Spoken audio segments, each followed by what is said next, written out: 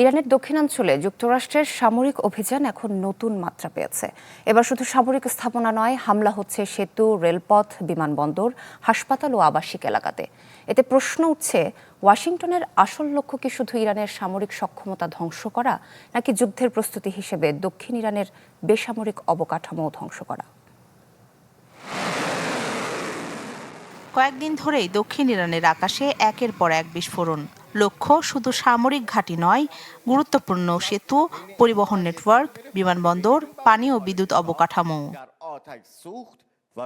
এবার সবচেয়ে বেশি হামলার খবর পাওয়া গেছে হরমুজগান প্রদেশের রাজধানী বন্দর আব্বাসে। গুড়িয়ে দেওয়া হয়েছে কাহুরেস্তান সেতু ও আবাসিক এলাকার বেশ কয়েকটি ভবন, ক্ষতিগ্রস্ত রেলওয়ে স্থাপনা ও যোগাযোগ টাওয়ার। বিদ্যুৎ বিচ্ছিন্ন হয়ে পড়েছে আশপাশের এলাকা। বন্দর আব্বাসের সঙ্গে আশপাশের শহরগুলোর যোগাযোগের গুরুত্বপূর্ণ 6টি সেতুতে হামলার অভিযোগ করেছে ইরান। আহওয়াজে হামলার পর অচল হয়ে পড়ে বিশেষায়িত হাসপাতাল, সরিয়ে নিতে হয় 2 শতাধিক রোগীকে। ইরান শহর বিমানবন্দরেও ক্ষয়ক্ষতির খবর মিলেছে। ক্ষতিগ্রস্ত হয়েছে পানি উৎপাদন কারখানা ও অন্যান্য গুরুত্বপূর্ণ স্থাপনা। ইরানের অভিযোগ, এসব হামলা আন্তর্জাতিক আইনের স্পষ্ট লঙ্ঘন। তেহরানের দাবি, বেসামরিক অবকাঠামোতে হামলা যুদ্ধ অপরাধের পর্যায়ে পড়ে। সামরিক বিশ্লেষকদের মতে, সেতু ও পরিবহন নেটওয়ার্ক ধ্বংস করলে ইরানের দক্ষিণাঞ্চলে সামরিক সরঞ্জাম ও রসদ পাঠানোর সক্ষমতা কমে যাবে। ফুডেলা একটি নাবিল পণ্য।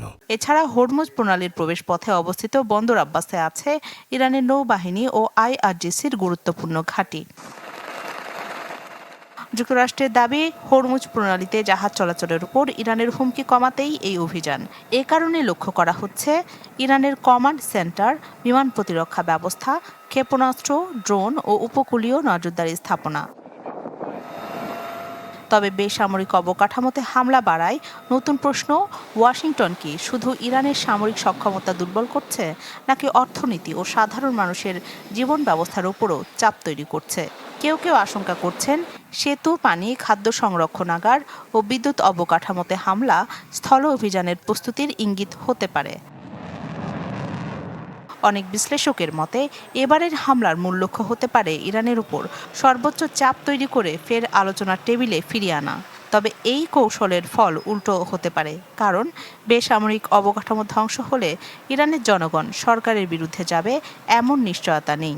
বরং যুক্তরাষ্ট্র ইচ্ছাকৃতভাবে সাধারণ ইরানিদের দুর্ভোগ বাড়াচ্ছে। তেহরানের এমন প্রচারণা আরও শক্তিশালী হতে পারে।